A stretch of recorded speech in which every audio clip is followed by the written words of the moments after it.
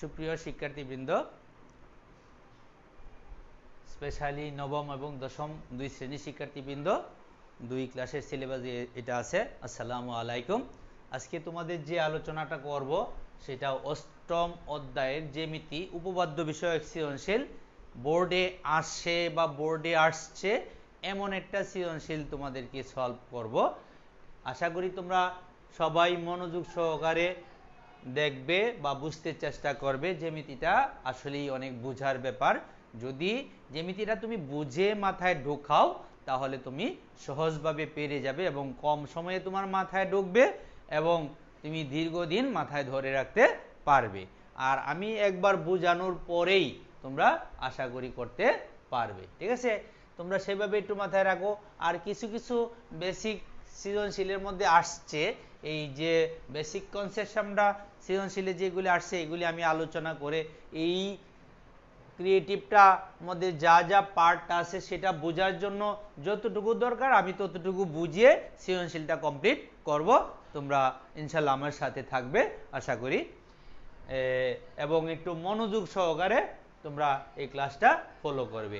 জ্যামিতিতে আমরা পর্যবেক্ষণ করে দেখে আসছি যে আমাদের বেশিরভাগ স্টুডেন্টই জ্যামিতিতে একটু পিছিয়ে আসে। এই পিছিয়ে থাকার অন্যতম কারণ আর কিছুই না, যে আমাদের স্টুডেন্ট জ্যামিতি বুঝে না বোঝার কারণ বা পিছিয়ে পড়ার কারণ একই কথা, সেটা হলো পিছনের কিছু নিচের ক্লাসের খুঁটিনাটি বেসিকের একটু ঘাটতি। এই ঘাটতিগুলি হয়তো আমাদের কারণেই হয়ে আসে, কারণ আমরা তোমাদেরকে নিচের ক্লাসে সেইভাবে হয়তো যেভাবে প্রপারলি জ্যামিতি শেখার দরকার, তোমাদের শেখানোর দরকার, সেই সাপোর্টটা হয়তো আমরা তোমাদেরকে দিতে পারি নাই। এটা প্রতিষ্ঠানের পক্ষ থেকেই হোক বা পার্সোনালি হোক। ঠিক আছে, তাহলে আমরা সেই জিনিসটা দেখব। আর এখন তোমাদের আমি বারবার যেটা বলছি যে এই কোভিড-19 বা এই মহামারীর যুগে আমরা নিচের ক্লাসে যে ক্লাস পাচ্ছ জ্যামিতিতে সৃজনশীল আকারে বোঝার জন্য বা জ্যামিতির কোনো একটা অংশ উপরে ক্লাসে 9, 10 বোঝার জন্য 6, 7, 8 যে বেসিকগুলি দরকার সেইগুলি যদি তোমাদের কোনো কারণে ঘাটতি হয়ে থাকে প্রয়োজন বোধে, বা তুমি যদি জ্যামিতিতে নিজেকে ঘাটতি মনে করো যে আমি বুঝতেছি না, তাহলে তোমার জন্য উপদেশ বা পরামর্শ বা অনুরোধ যেটাই বলো, আমি বলবো তোমরা 6, 7, 8 জ্যামিতির বেসিকটা একটু দেখবে। এরকম ভিডিও ক্লাস যেগুলো আছে আমাদের পেজেই হোক বা অনলাইন পেজেই হোক বা বিভিন্ন ইউটিউবে বা যে ক্ষেত্রেই পাও না কেন, যে পেজেই পাও না কেন, সেগুলি করার চেষ্টা করো। এরপরেও যদি বেটার ফিল না করো তাহলে আমাকে বলো, আমি তোমাদেরকে 6, 7, 8 যে মেন বেসিকটা 9, 10 জ্যামিতি বোঝার জন্য অবশ্যই দরকার, সেই বেসিকটা আমি তোমাদেরকে বুঝিয়ে তারপরে কিছু করব, তাহলে তোমাদের বোঝার জন্য সহজ হবে এবং জ্যামিতিও তোমার মতো অনেক সহজ হয়ে যাবে আশা করি। ঠিক আছে, যদি সেরকম প্রবলেম হয় তাহলে আমাকে একটু বলো, আমি এই প্রয়োজন বোধে আমি এক্সট্রা ক্লাস নিয়ে তোমাদের এগুলি বেসিকটা 1-2 দিন আমি সলভ করবো, 1-2টা ক্লাস নিয়ে। আর তোমরা এই ব্যাপারটা প্রয়োজন পড়লে তোমরা কমেন্টসে লিখো। তাহলে আমার এই ক্রিয়েটিভটা একটু শেষ করি। দেখাও যে AOB plus COD equal to, দেখাও যে কোণ AOB প্লাস কোণ COD ইকুয়াল টু 2 ইন্টু কোণ AEB।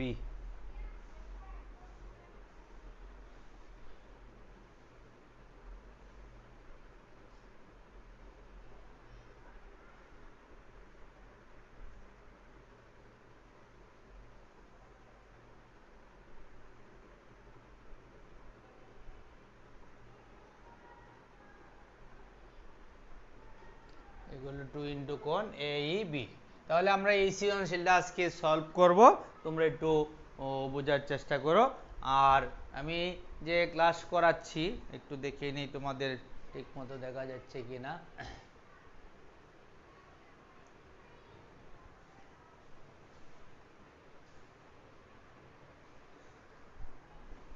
আর অনেক ক্ষেত্রে হয়ে থাকে, আমি তোমাদেরকে এই আগে তোমাদের এই ব্যাপারটা একটু দেখে নিচ্ছি যে অনলাইন ক্লাস করাতে গিয়ে আমাদের যে সমস্যাটা হয়, অনেক সময় প্রচুর চাপের কারণে আমরা নেট পাই না, ভালোভাবে সাপোর্ট পাই না, হয়তো এমন হতে পারে মাঝে মধ্যে।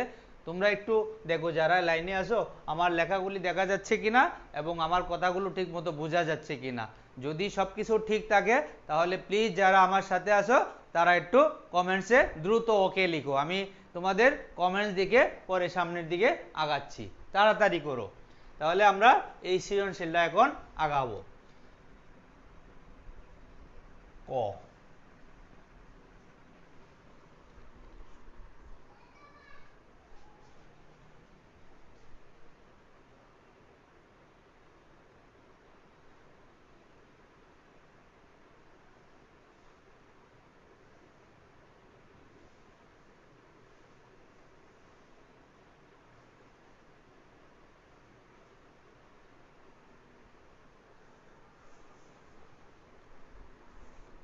Thank you everybody those who is in live with me. তোমরা কমেন্টসটা দ্রুত লিখেছো এবং তোমাদের আশা করি সমস্যা হচ্ছে না দেখতে বা বুঝতে। এখন আমি তোমাদের ক নম্বর প্রশ্ন সলভ করতে গিয়ে আমি যে প্রথমে ক এর মধ্যে দুইটা ব্যাপার আছে, প্রবৃদ্ধ কোণ ও সম্পূরক কোণ। আমি শুধু বলছি এবং চিত্র এঁকে দেখাচ্ছি, তোমরা একটু পর্যবেক্ষণ করার চেষ্টা করো এবং মনোযোগ সহকারে এই বেসিকগুলি মাথায় আনো, ঠিক আছে? আমরা কোণ সম্পর্কে প্রথমে আসব। কোণ হলো যেমন এই আমার দুইটা আঙ্গুল দেখো একটা আরেকটার সাথে মিশে আছে। এই দুইটা আঙ্গুল যখন একটা আরেকটার সাথে মিশে থাকে তখন এই দুইটা আঙ্গুলের মাঝে কোনো কোণ উৎপন্ন হয় না। কিন্তু যদি আমরা এই আঙ্গুলটি একটা থেকে আরেকটা এইভাবে সরাই তাহলে আস্তে আস্তে কোণ হতে থাকে। এই কোণটা আস্তে আস্তে বড় হতে হতে যদি আমরা এই অবস্থানে আনি তাহলে এটা মনে হচ্ছে এইটার সাথে এটা খাড়াভাবে আছে। যদি খাড়াভাবে থাকে এই কোণটাকে বলা হবে সমকোণ, ঠিক আছে? তাহলে এই দুইটা আঙ্গুল যদি দুইটা রেখাংশ বা রশ্মি হয় তাহলে দুইটি রেখাংশ বা রশ্মি এই আঙ্গুলে আমার এই দুইটা আঙ্গুল যে জায়গায় মিলছে এটা হলো joining point of my two fingers, ঠিক আছে? এরকম লাইনের তাহলে joining two lines in a point বা এট এ পয়েন্ট। এই পয়েন্টে বা যে বিন্দুতে মিলে দুইটা রশ্মি বা রেখাংশ যাই বলো, এটা আমরা এখন রশ্মি আকারে লিখছি, একটা এ বি রশ্মি আর একটা এসি রশ্মি। এই এ বি এবং এসি রশ্মি এ বিন্দুতে মিলে কোণ বিএসি কোণ উৎপন্ন করেছে। এখন এই কোণটা এইভাবে আস্তে আস্তে বড় হতে থাকলো, এটার সাথে মিশে থাকলে 0 ডিগ্রি, 0 থেকে আস্তে আস্তে 10 20 30 40 50 60 এইভাবে যখন খাড়াভাবে যাবে তখন এই কোণটা হয় সমকোণ। যখন খাড়াভাবে যাবে তখন এই কোণটাকে বলা হবে সমকোণ। তাহলে এটা 90 ডিগ্রি উৎপন্ন করলো। এটা যদি আমরা বাদ দিই তাহলে এই 90 ডিগ্রির সাথে তুলনা করে পরে আমরা এই অন্যান্য কোণগুলি আসে। এখন 90 ডিগ্রি মানে এক সমকোণ, আর এই রশ্মিটা যদি ঘুরিয়া এই জায়গায় আসে বিপরীত প্রান্তবিন্দুর সাথে মিলিয়ে এনে যে সবটা কোণ উৎপন্ন করলে সেই কোণটা হবে দুই সমকোণ। এই দিকে এক সমকোণ, এই দিকে এক সমকোণ, মোট দুই সমকোণ বা 180 ডিগ্রি। এখন এক সমকোণের চেয়ে বড় হলে এই জায়গায় হবে, এখান থেকে ঘুরে এই জায়গায় আসলো, এই কোণটা হবে স্থূলকোণ। মনে করো বিওডি, বিএডি, এই কোণটা হলো স্থূলকোণ। এক সমকোণের চেয়ে বড় কিন্তু দুই সমকোণের চেয়ে ছোট কোণকে স্থূলকোণ বলে। এখন দেখো এই দুইটা কোণের সমষ্টি, একটা হলো বিএডি আর একটা ডিএসি। এই দুইটা কোণের যোগফল যদি কত ডিগ্রি হবে, এটা মিলে অবশ্যই এনে দুই সমকোণ। তাহলে দুইটি কোণের সমষ্টি দুই সমকোণ হলে তাদের একটিকে অপরটির সম্পূরক কোণ বলে। তাহলে আমাদের এখানে একটা ব্যাপার আমি ওই বেসিকের মধ্যে একটু টানছি, বোর্ড সৃজনশীলে এটা আসে নাই, আমি এটা আলাদাভাবে সংযোজন করেছি তোমাদের একটু বোঝানোর জন্য।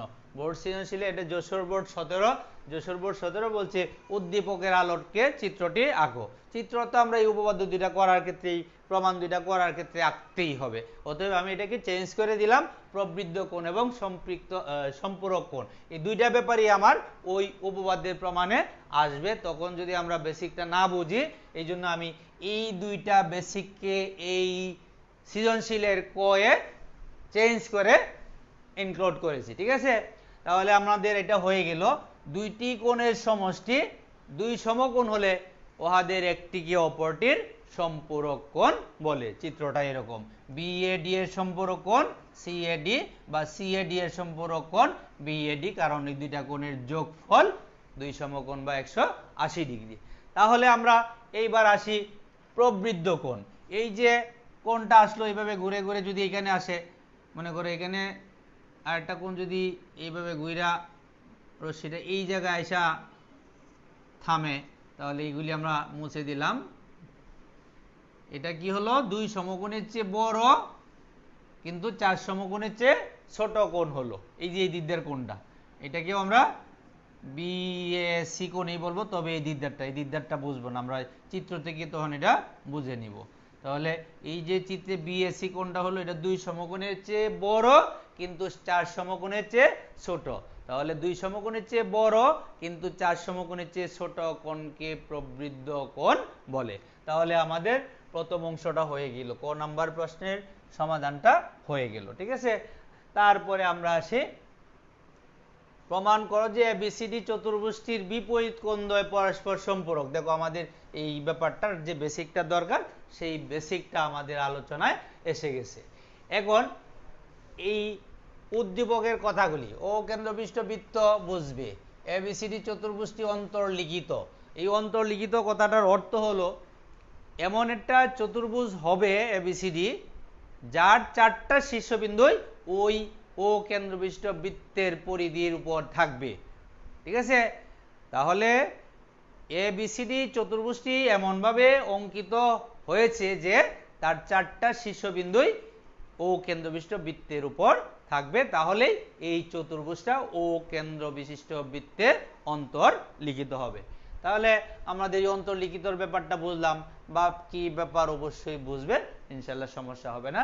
তাহলে আমরা ক্ষয়ের অংশে আসি। এবার আমি সংজ্ঞাটা লিখলাম না, আমার কথা শুনে তোমাদের যেহেতু এই আমাদের পেজে আপলোড থাকবে, প্রয়োজন বোধে বারবার শুনে একটু এ করে বাস একটু লিখে নিও, তোমরা স্টপ করে বা বারবার দেখে লিখে নিও।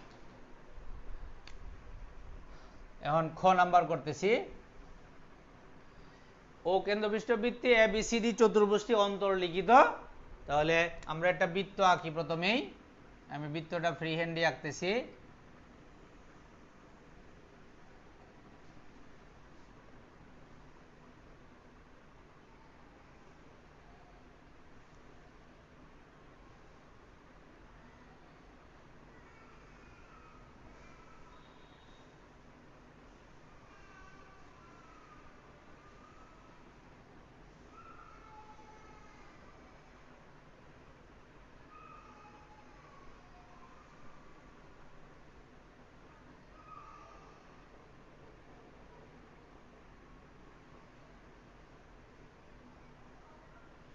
মনে করি ও কেন্দ্রবিষ্ট বৃত্ত,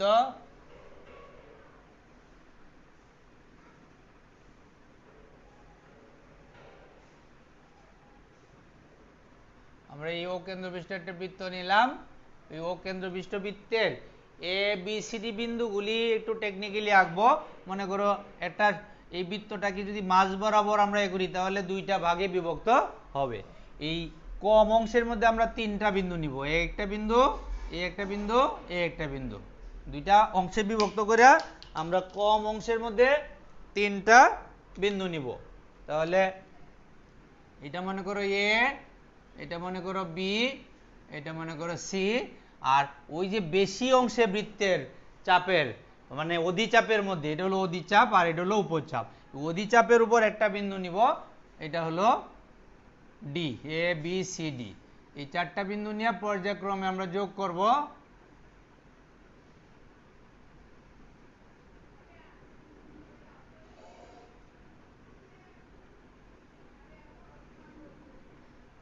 ও কেন্দ্রবিষ্ট বৃত্তে এই এ বি সি ডি চতুর্ভুজটি অন্তর্লিখিত হয়েছে।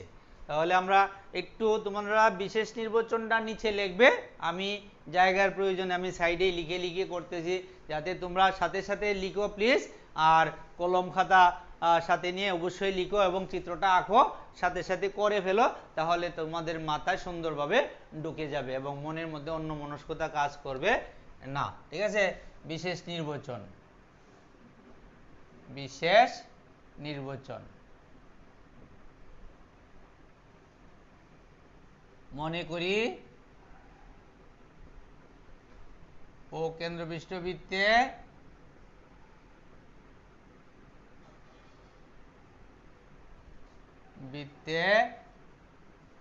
ABCD চতুর্ভুজটি অন্তর্লিখিত।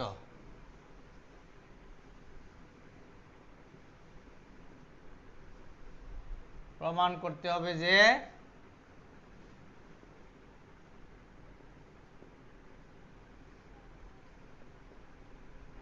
কোণ ABC, এটার বিপরীত কোণ হলো ADC। কোণ প্রমাণ করতে হবে, দুইটা পয়েন্ট আসবে, কোণ ABC প্লাস কোণ ADC। ABC এর বিপরীত কোণ ADC। চতুর্ভুজের ক্ষেত্রে একটা কোণের বিপরীতে কোণ থাকে, কিন্তু ত্রিভুজের ক্ষেত্রে কোণের বিপরীতে বাহু থাকে, বাহুর বিপরীত কোণ থাকে।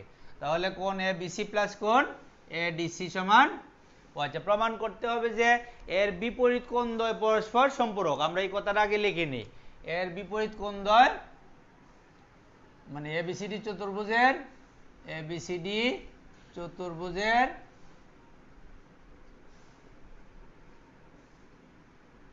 বিপরীত কোণদ্বয় পরস্পর সম্পূরক। বিপরীত কোণদ্বয় পরস্পর সম্পূরক, অর্থাৎ সম্পূরকতার অর্থ হলো বিপরীত কোণ দুইটির যোগফল দুই সমকোণ। অর্থাৎ 1 নম্বর পয়েন্টে লিখব কোণ ABC প্লাস কোণ ADC। এই ABC এর বিপরীত কোণ ADC, এই দুইটার যোগফল কোণ ABC প্লাস কোণ ADC সমান দুই সমকোণ। এভাবে লিখতে পারি, আমরা এভাবে লিখতে পারি 2। আর এটা হলো BAD প্লাস BCD, আরেক জোড়া সম্পূরক কোণ আছে, কোণ BAD প্লাস কোণ BCD সমান দুই সমকোণ। এখন এটা প্রমাণের জন্য, জ্যামিতিক প্রমাণের জন্য কোনো কোনো ক্ষেত্রে বাড়তি অঙ্কনের প্রয়োজন পড়ে, তাহলে আবার কোনো কোনো ক্ষেত্রে বাড়তি অঙ্কন না করলেও প্রমাণ হয়ে যায়, কিন্তু এক্ষেত্রে একটু বাড়তি অঙ্কন লাগবে। সেটা হলো AO এবং CO যোগ করি, AO এবং CO যোগ করি। তাহলে একটু অঙ্কন, AO CO, AO এবং CO যোগ করি।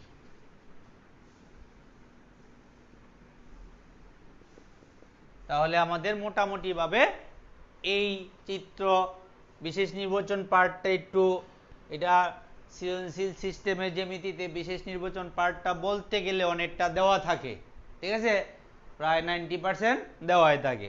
অঙ্কন একটু লাগে, ওইটা আমরা তেমন ব্যাপারই না, জ্যামিতির উপপাদ্যের মধ্যে যে অঙ্কনটা লাগে এইভাবে। তাহলে আমরা ধাপে ধাপে আগাই বুঝে, তাহলে খুব সহজে আমাদের উপপাদ্যটা বোঝা এবং শেখা একই সাথে দুইটাই হয়ে যাবে।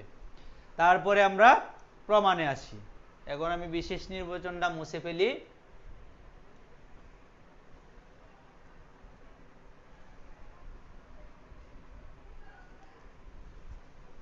বিশেষ নির্বাচনটা মুছে প্রমাণ। দেখো, আমরা আগের উপপাদ্যে পড়ে আসছি যে বৃত্তের একই চাপের উপর দণ্ডায়মান, মনে করো ABC একটা চাপ, এই চাপের উপর দণ্ডায়মান একটা কোণ আছে কেন্দ্রস্থ কোণ AOC আর বৃত্তস্থ কোণ ADC। তাহলে বৃত্তের একই চাপের উপর দণ্ডায়মান কেন্দ্রস্থ কোণ বৃত্তস্থ কোণের দ্বিগুণ। এটা আমরা আগে কোনো একটা উপপাদ্য শিখে আসছি, উপপাদ্যে বা তোমাদেরকে আমি ওটা আলোচনা করেছি বা বুঝাইছি। তোমরা হিটার আদলে এটার মধ্যে আমরা এটা প্রয়োগ করতে পারবো, কারণ জ্যামিতির উপপাদ্য একটা উপপাদ্য আরেকটা উপপাদ্যের জন্য সূত্র হয়ে যায়।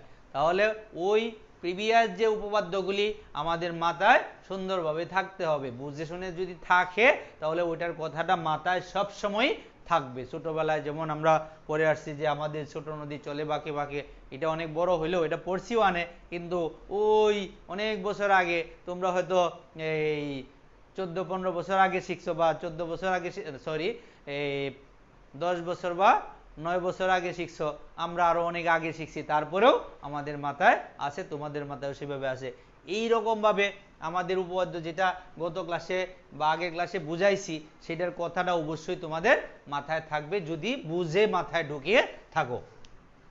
তাহলে ও কেন্দ্রবিষ্ট বৃত্তের একই চাপ এ বি সি এর উপর দণ্ডায়মান, কেন্দ্রস্থ কোণ A O C equal to 2 into বৃত্তস্থ কোণ এ ডি সি। তাহলে প্রমাণে লিখি, ও কেন্দ্রবিষ্ট বৃত্তে ও কেন্দ্র বিশিষ্ট বৃত্তে একই চাপ এ বি সি এর উপর দণ্ডায়মান। এই কথাটা লিখতে যতটুকু যায় ততটুকু যাক, এতটুকু লিখে পরে যে ওই উপপাদ্য অনুযায়ী যে ঘটনা ঘটে সেটা আমরা লিখে ফেলবো। কেন্দ্রস্থ কোণ A O C equal to 2 into বৃত্তস্থ কোণ এ ডি সি। তাহলে লেখো কেন্দ্রস্থ কোণ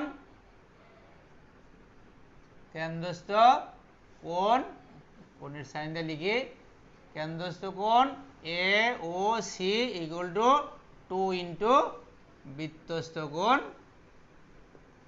এডিসি। তোমরা দিতে সাইড নোট আকারে লেখো, বৃত্তের একই চাপের উপর দণ্ডায়মান, কেন্দ্রস্থ কোণ বৃত্তস্থ কোণের দ্বিগুণ। বৃত্তের একই চাপের উপর, তোমরা আবার চিত্রের ভিতরে যায় না, আমার একটু হয়তো চলে গেছে, একই চাপের উপর দণ্ডায়মান, তোমরা তো নিচে লিখবে দণ্ডায়মান কেন্দ্রস্থ কোণ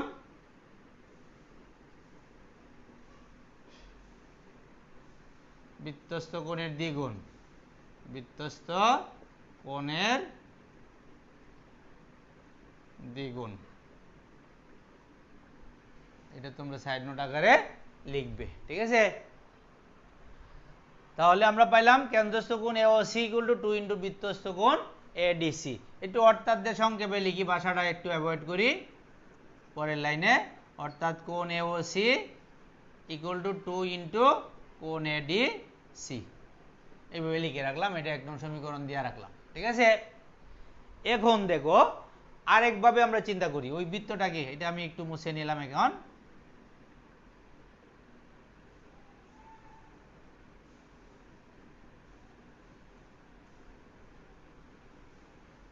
এই বৃত্তটাকে আমি উল্টাভাবে যদি চিন্তা করি, এই চাপটার কথা চিন্তা করো, এডিসি চাপ যেটা অধিচাপ, বড় চাপটাকে অধিচাপ বলে।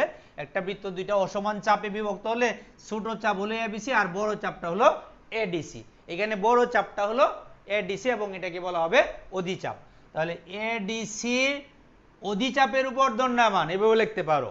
আবার এডিসি অধিচাপের উপর দণ্ডায়মান, কেন্দ্রস্থ কোণ হলো, এখন এই চাপের দুইটা প্রান্ত বিন্দু যুক্ত হয়েছে, এই দিকে যুক্ত, এই দিকে একটা কোণ উৎপন্ন করছে, এই কোণটাকেও আমরা কেন্দ্রস্থ কোণ এ ও সি বলতে হবে।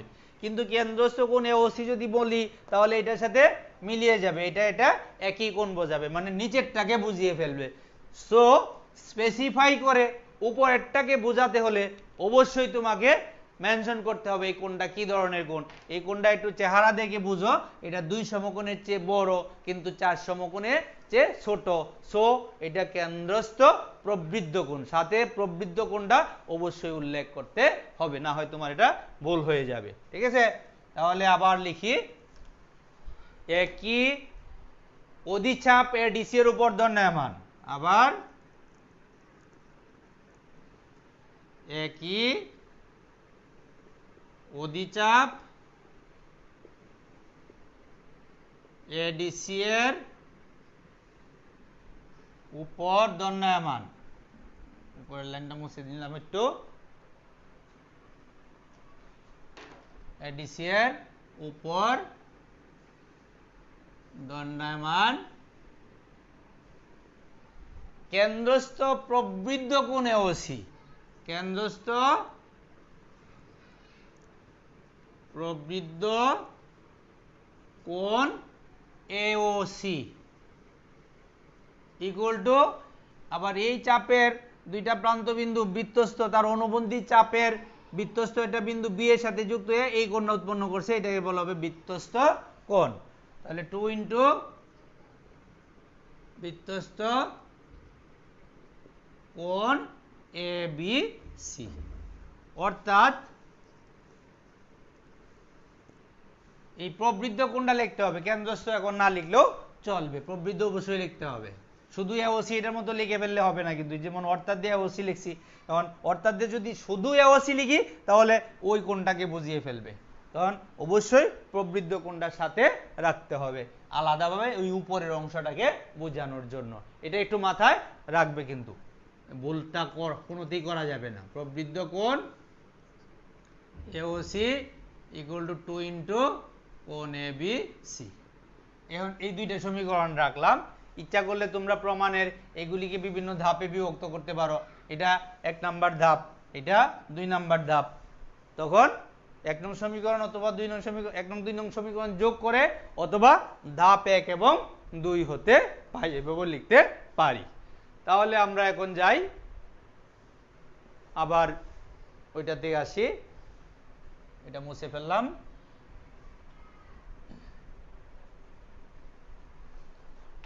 3 নাম্বার ধাপে গিয়া ওই দুইটা সমীকরণ যোগ করো, 1 নং এবং 2 নং যোগ করে, তাহলে এটার বামেরটা সেই সমীকরণের বামেরটা আর এই সমীকরণের বামেরটা, আর এই দুই সমীকরণের ডানেরটা যোগ করো, কারণ এরকম আমরা দুইটা সমীকরণকে একত্রে বাম পক্ষের সাথে বাম পক্ষ যোগ, ডান পক্ষের সাথে ডান পক্ষ যোগ করলে তার মানের কোনো পরিবর্তন হয় না। তাহলে আমরা লিখতে পারি কোণ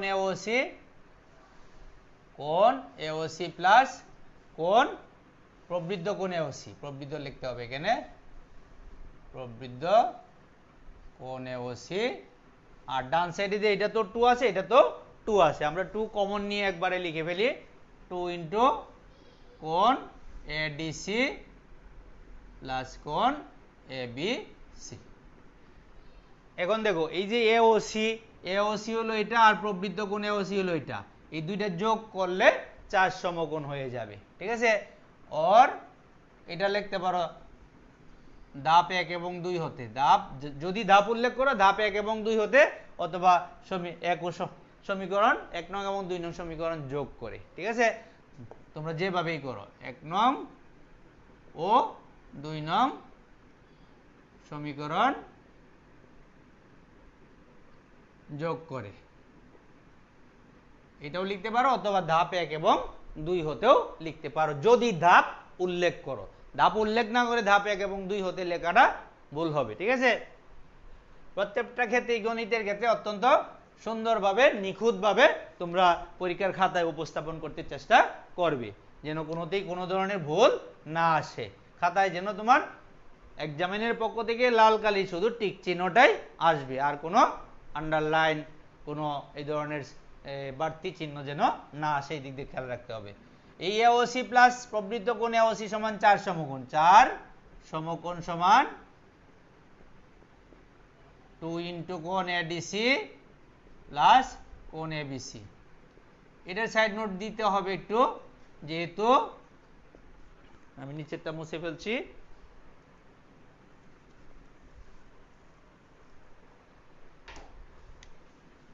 যেহেতু কোণ এওসি প্লাস প্রবৃদ্ধ কোণ এওসি সমান 4 সমকোণ। এটা সাইড নোট আকারেও লিখতে পারো, আর নয় কিন্তু লিখে এটা প্লাস এটা ইকুয়াল টু 4 সমকোণ, সুতরাং এটা ইকুয়াল টু 4 সমকোণ এইভাবেও লিখতে পারো। তাহলে এইভাবে লিখলেই চলবে। এখন আমরা লিখতে পারি এটা সমান যদি 4 সমকোণ সমান যদি এটা হয়, তাহলে এইটার সমানও 4 সমকোণ আমরা ঘুরিয়ে লিখতে পারি, 2 ইন্টু কোণ এডিসি প্লাস কোণ এবিসি সমান 4 সমকোণ। সুতরাং কোণ এডিসি প্লাস কোণ এবিসি সমান এই 2 দ্বারা ওই 4 কে ভাগ করলে ওই দিকে এখানে গুণ আছে, ওই দিক থেকে ভাগ হবে 2 সমকোণ। তাহলে প্রমাণের একটা পার্ট হয়ে গেছে। আমরা বাকি পার্টটা লিখবো অনুরূপভাবে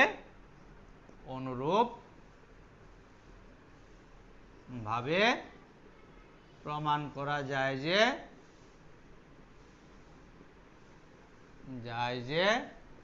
আর একটা পার্ট হলো বিএডি প্লাস বিসিডি সমান 2 সমকোণ। কোণ বিএডি প্লাস কোণ বিসিডি সমান 2 সমকোণ।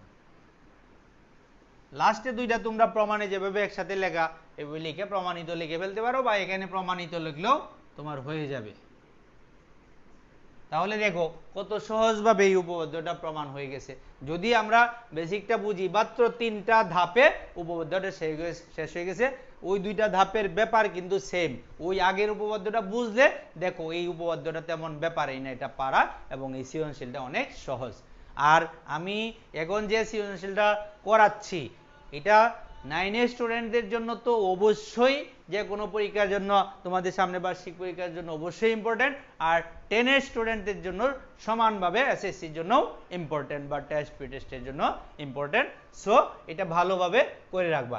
এটার যে গ নাম্বারটা আছে এই গ নম্বরটা একটু চেঞ্জ করে আরেকটা এই জ্যামিতি আসে, হালকা একটু চেঞ্জ, শুধু এনে বলবে এই এসিও বিডি কর্ণদ্বয় পরস্পরকে লম্বভাবে এই বিন্দুতে ছেদ করে, তখন এনে প্রমাণ করতে হবে যে এটা সমান 2 সমকোণ বলা হয়। ঠিক আছে? তাহলে এইভাবে হয়, এইভাবে না হয়, এখন যেটা যেভাবে আছে এইভাবে অনেকবারই এসে থাকে এবং এটা অত্যন্ত জরুরি এবং এই জ্যামিতির মধ্যে বোঝা তো জরুরি এবং পরীক্ষার জন্য অনেক বেশি ইম্পর্টেন্ট। ঠিক আছে? তোমরা একটু ভালোভাবে করে রাখবে। তারপরে আমরা আসি গতে। আশা করি তোমরা এটা ভালোভাবে বুঝতে পেরেছ। আর তোমরা যদি সবাই এই যে উপপাদ্যটা বুঝাইলাম যদি ভালোভাবে বুঝে থাকো তাহলে একটু কমেন্টসে ওকে লিখো। ঠিক আছে? যদি ভালো বুঝে থাকো তাহলে কমেন্টসে ওকে লিখো। আমি তারপরে সামনেরটা একটু আগাচ্ছি। আমাদের এই বৃত্তটাই থাকুক, এই বৃত্ত থেকে আমরা করব।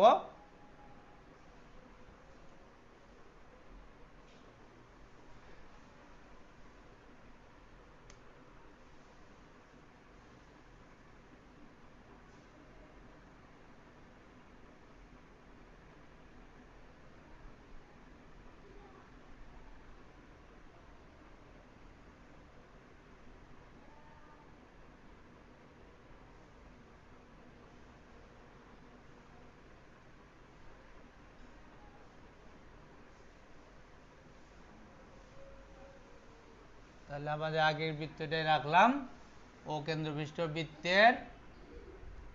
আচ্ছা, আমি একটু কমেন্টসটা দেখে নেই তোমরা কতটুকু কে কেমন বুঝতে পেরেছো। কমেন্টস চেক করলে বোঝা যাবে।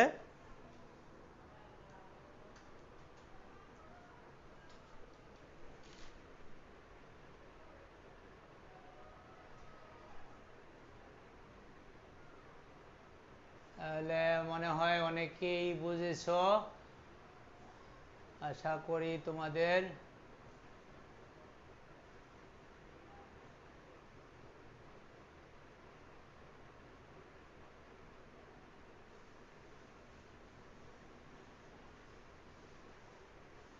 তাহলে থ্যাংক ইউ ভেরি মাচ, সবাই বুঝতে পেরেছো। এবং আমরা পরেরটা একটু পর্যবেক্ষণ করি মনোযোগ সহকারে, এবং পরেরটাও ইনশাল্লাহ সহজভাবে তোমরা বুঝতে পারবে।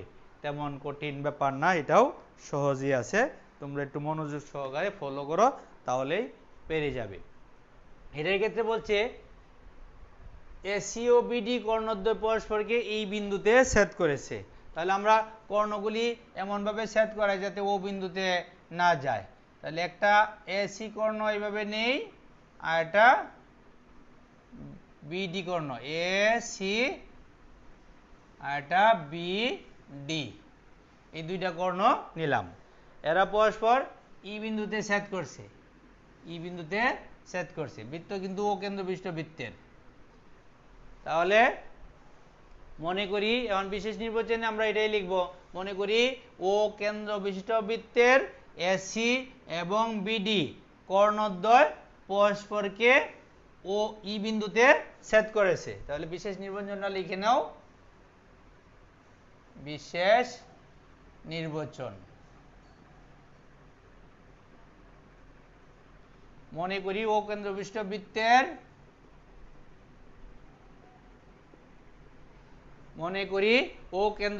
বৃত্তের এসি এবং বিডি কর্ণদ্বয় পরস্পর ই বিন্দুতে ছেদ করেছে। কেন্দ্র বিশিষ্ট বৃত্তের এসি ও বিডি কর্ণদ্বয়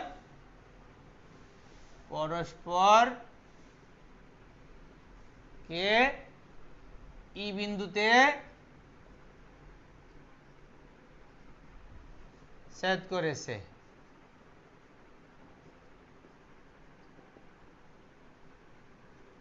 প্রমাণ করতে হবে যে এ ও বি, তাহলে এ ও বি আসতে হলে এই এ এর সাথে ও যোগ করে চিত্রে দেখা দাও, আবার সি ও ডি আসতে হলে সির সাথে ও এবং ডির সাথে ও যোগ করে এটা চিত্রে দেখিয়ে দাও। তাহলে প্রমাণ করতে হবে যে কোণ এ ও বি প্লাস কোণ C O D equal to 2 into A E B. এখন দেখো চিত্রে আমরা ওই প্রমাণে যে অংশটা চাওয়া হয়েছে কোণ এ ও বি কোণ সি ও ডি এই দুইটা যোগ করার ফলে চিত্রটার মধ্যে একটু হিজিবিজির মতো দেখা গেলেও এটা থেকে আমাদের একটু অন্তর্চক্ষুটা দিয়ে ভালোভাবে বুঝে নিতে হবে, যে কোনোতেই পেঁচ লাগানো যাবে না। ঠিক আছে, এখন এইটার ক্ষেত্রেও একটু অঙ্কনের দরকার পড়বে। তাহলে সেই অঙ্কনটা হলো, এটার মধ্যে অঙ্কন লাগবে একটু। এখন এই অঙ্কনের ক্ষেত্রে এডি যোগ করবা, এডি যোগ করি। তাহলে এডি যোগ করব, কি কারণে এডি যোগ করতেছি দেখো, আমার এ ও বি বৃত্তস্থ, এ ও বি কেন্দ্রস্থ কোণ আর ই এ বি চাপের উপর দণ্ডায়মান বৃত্তস্থ কোণটা আমাদের আসতে হবে। যদি এডি যোগ করি তাহলে এই চাপের উপর দণ্ডায়মান কেন্দ্রস্থ কোণ A O B equal to 2 into বৃত্তস্থ কোণ এ ডি বি, ওই সূত্রের মধ্যে ফেলতে পারবো।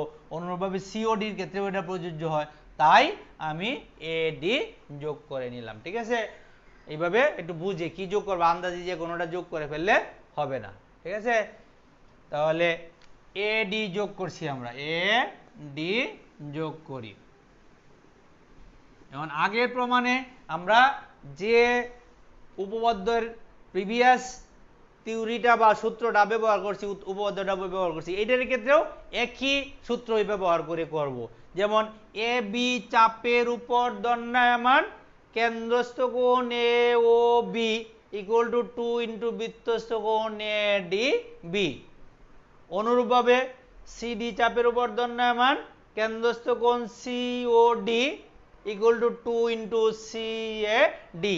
এইটা এই আগে যেভাবে 1 নম্বর ধাপ এবং 2 নম্বর ধাপে যে কাজটা করেছি যেভাবেই করেছি, এই উপপাদ্যেও একই কাজটা একইভাবে আমরা এই দুইটা সমীকরণ আনবো দুইটা ধাপে। তাহলে আমরা প্রমাণে আসি।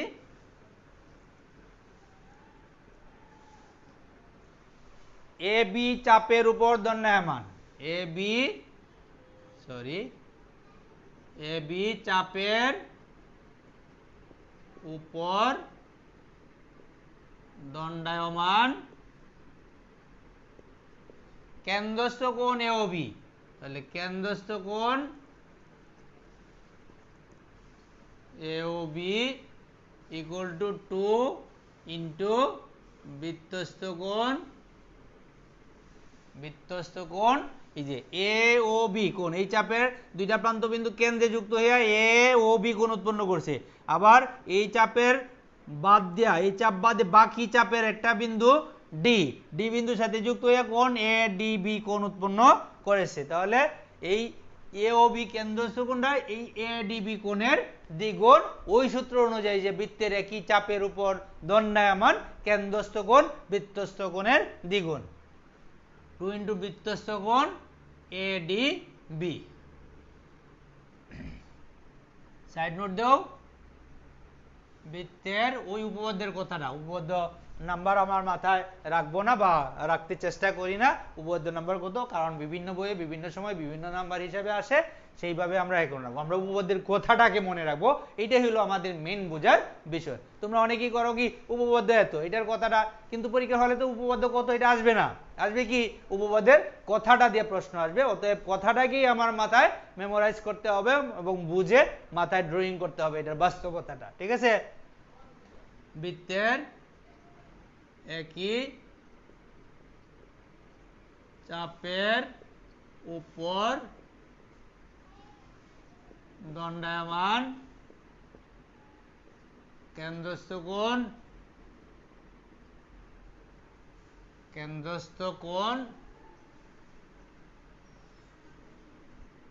বৃত্তস্থ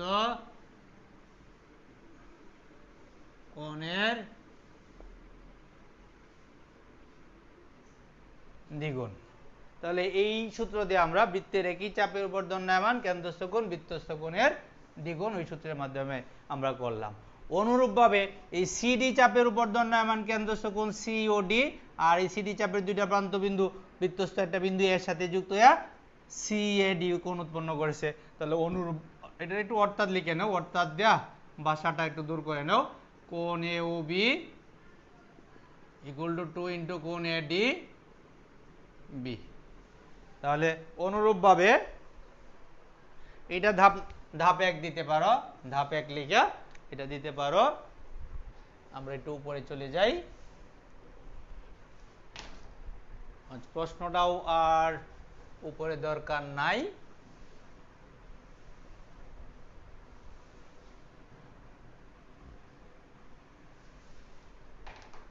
অনুরূপভাবে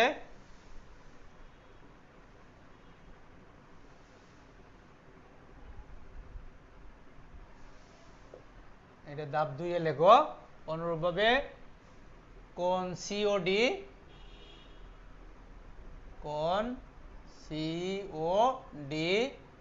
ইকুয়াল টু 2 ইন্টু সিএডি, এই দুইটা পাইলাম। তাহলে যদি আমরা সমীকরণ নাম্বার দেই, এটা 1 এটা 2, এখন আমরা করি কি 3 নাম্বার ধাপ, এটা একটু মুছে ফেলি, কারণ এটা অবশ্য রাখি, আমরা যেটা প্রমাণ করতে হবে এটা দেখে দেখে আমরা আগাচ্ছি, ঠিক আছে। অথবা এখানে আছে, এটা এই যে এনে প্রমাণ করতে হবে যে এনে লেখা আছে, আচ্ছা এটা এখানে যেহেতু আছে আমি এটা মুছে ফেলি।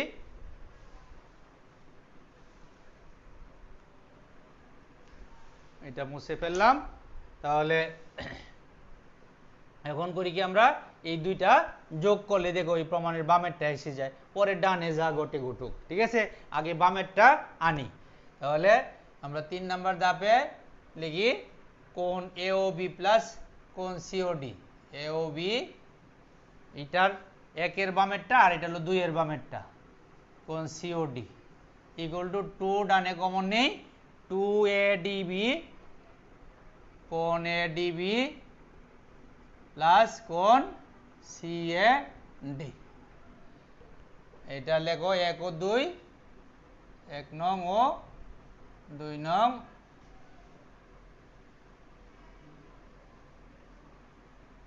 সমীকরণ যোগ করে,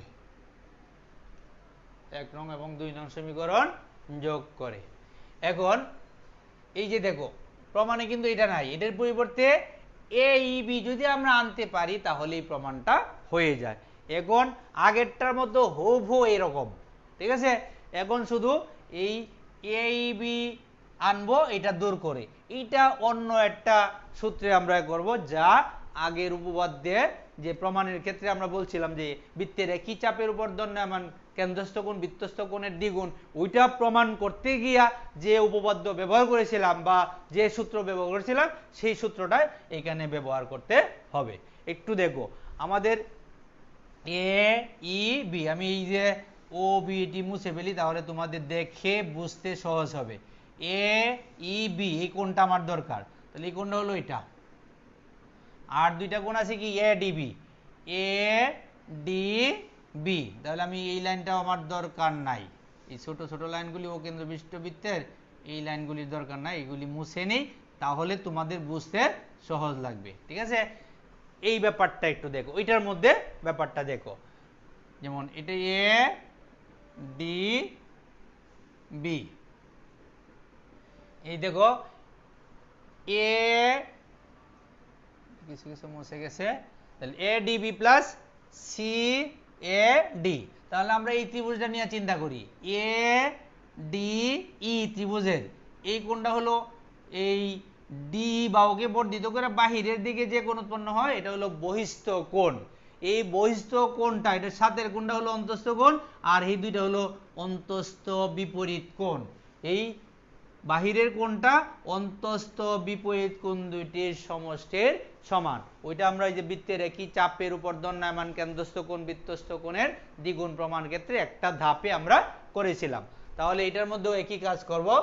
এখন ত্রিভুজ এইডি, এটা 4 নাম্বার ধাপে চলে যায়।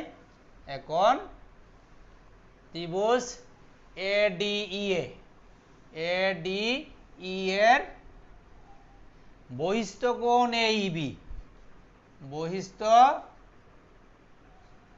কোণ এইবি ইকুয়াল টু 2 ইন্টু অন্তস্থ বিপরীত কোণ হলো এটা, 2 ইন্টু অন্তস্থ বিপরীত কোণ ইএডি প্লাস এডিই, 2 ইন্টু কোণ এডিই প্লাস কোণ ইএডি।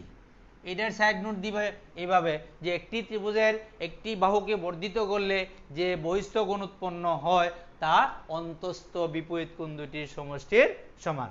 তাহলে আমরা এটাকে লিখি,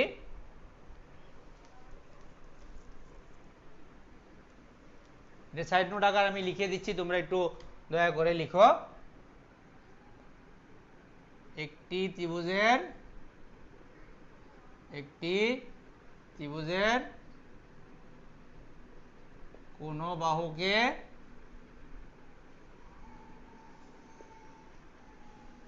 বর্ধিত করলে যে বহিস্থ কোণ উৎপন্ন হয় তা অন্তস্থ বিপরীত কোণ দুটির, এটার সাথের কোণটা হলো অন্তস্থ, এই সাথের ভিতরের কোণটা বাদে বাকি দুইটা কোণকে বলা হয় অন্তস্থ বিপরীত কোণ। তা অন্তস্থ বিপরীত কোণ দুইটির সমষ্টির, তোমাদের সাইডে যে জায়গা যতই লাগুক সমস্যা নাই, তোমরা সবসময় পরীক্ষার খাতায় এইভাবে ব্যবহার করবে। এই পেজে জ্যামিতির উপপাদ্য বা খ এবং গ টাইপের যে কোনো প্রশ্ন এই টাইপের শুরু করবে, এই টাইপে গিয়ে শেষ হবে। যত বেশি হোক 2 পৃষ্ঠার বেশি সাধারণত যায় না, বাই চান্স গেলেও এখানে কিছু গেলে সমস্যা নাই, আবার চিত্র আঁকতে হবে না, এটা খেয়াল রাখো। কিন্তু এই পেজে শুরু করে এই পেজে যদি অর্ধেকটা চলে যায় তাহলে কিন্তু আবার এই পেজে গিয়ে চিত্র আঁকতে হবে, যেটা ওয়ান কাইন্ড অফ বিড়ম্বনা। এই বিড়ম্বনায় আমরা যাব না, ঠিক আছে? এটা নাম্বার কম দিবে, একটু মনে রাখো, ঠিক আছে? তোমার দেখতেও লেগে বুঝে যদি লেগে থাকো তাহলে লেখার ক্ষেত্রেও ভুল হবে, আর এক্সামিনারের দেখার ক্ষেত্রেও বিরক্তির মধ্যে পড়বে, এবং বিরক্তি আসলে না, এটা নিয়মও, এই পেজ যদি এই পেজে যাও বেশিরভাগ বা একটু বেশি পরিমাণ অংশ যায় তাহলে নাম্বার কম দেওয়ার সুযোগ থাকবে, কিচ্ছু করার নাই। এরপরে দেখা গেল কি তুমি অন্যান্য সাইড কোনো রকমে বাই চান্স ভাগ্যে না থাকো, কপালে এরকম না হোক যে টেনে মেনে 80 পাইতা, কিন্তু এই 1 নাম্বার কম দেওয়ার কারণে তুমি, এটা তো অবজেক্টিভ এবং সৃজনশীল আলাদাভাবে দেখে, এক্সামিনার তোমাকে ওই দিদা সৃজনশীল দেখে একটা নাম্বার তুমি যে +1 এর জন্য কম পাচ্ছ এটা বুঝবে না, কারণ অবজেক্টিভ এটার সাথে সংশ্লিষ্ট। দেখা গেল 79 পাইছো, প্লাস পাও নাই। এরকম অনেক ঘটনা ঘটে যে 79 পাইছে বাট 79 পেয়েও প্লাস পায় নাই, কারণ সৃজনশীল অবজেক্টিভ 8 এর মতো না। এখন কিন্তু আলাদাভাবে এসএসসিতে সৃজনশীল আলাদা এক জায়গায় দেখবে এই কম্পিউটার সেকশনে, আর সেই সৃজনশীল দেখবে আমাদের মতো এক্সামিনাররা, আর এই অবজেক্টিভ দেখবে কম্পিউটার সেকশানে। তাহলে তোমরা এটা একটু খেয়াল করে একটু মাথায় রাখো, কোনো ধরনের যেন ত্রুটি বিচ্যুতি না ঘটে, ঠিক আছে। তারপরে এইটা পেয়ে গেলাম, এই এডি ইজ একতা, এডি ইজ একতা, এডিবি একই কথা। যেহেতু এনে আমার এডিবি আছে, আমি এই ফরম্যাটে লিখি, বা কোণ এইবি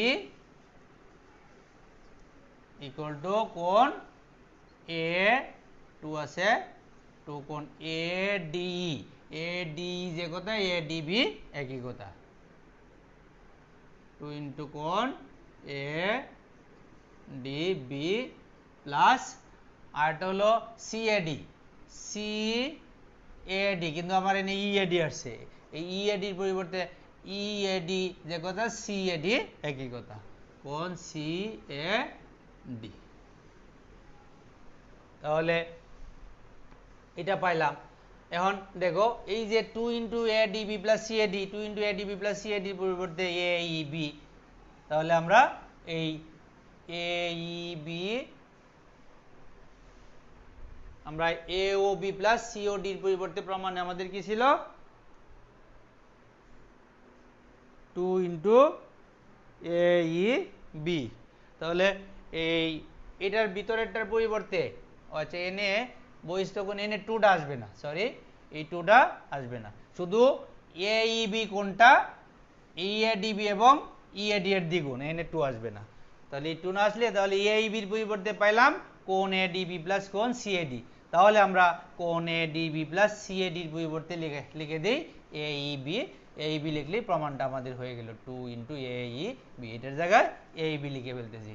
সুতরাং কোণ এওবি প্লাস কোণ সিওডি ইকুয়াল টু 2 ইন্টু কোণ এইবি, এটার পরিবর্তে এই এইবিটা বসায় দিলাম, প্রমাণিত।